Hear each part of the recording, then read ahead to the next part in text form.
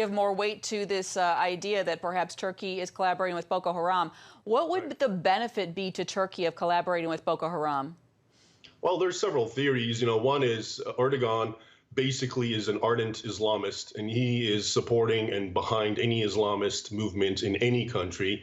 He's the Muslim Brotherhood in Egypt. He was allied with Qatar of Al Jazeera as his ally. And so you can see him, he's trying to help develop these Islamist groups so they can overthrow more secular states. Though, in fact, in Nigeria, an aside that I think is important, the president himself, Muhammad Buhari, of Nigeria, who's Muslim, Nigeria is half Christian, half Muslim, has been accused himself of being behind the so-called genocide, which a lot of international groups have called what's happening to Christians in Nigeria, that he himself is complicit in this armament. So he could very well be an ally of Erdogan and so forth, and it's just some sort of Islamist overall coalition globally. I want to ask you, the President Trump, of course, met with the president of Turkey yesterday. Do you think he's aware of these kind of ties to terrorism? And what are your thoughts on that meeting yesterday?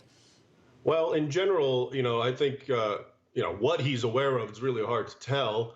But I think the meeting in general, Trump and presidents won't necessarily bring up all these things, obviously. So when he met, for example, in Saudi Arabia with the king and so forth, he doesn't really mention human rights abuses and so forth for whatever strategic tactical reasons. So it's really hard to predict, but I think he needs to be aware because Erdogan's really, he's got his fingerprints everywhere now. It's not just Syria, which is very obvious, but now there's older evidence of him involved in Nigeria and also in Turkey itself, the Christian population, the minority there. And remember, Turkey was originally entirely Christian. It was Anatolia.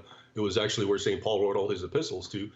They're really being treated badly and discriminated against, and a lot of hate preaching in Turkey is increasingly against Christians and Jews.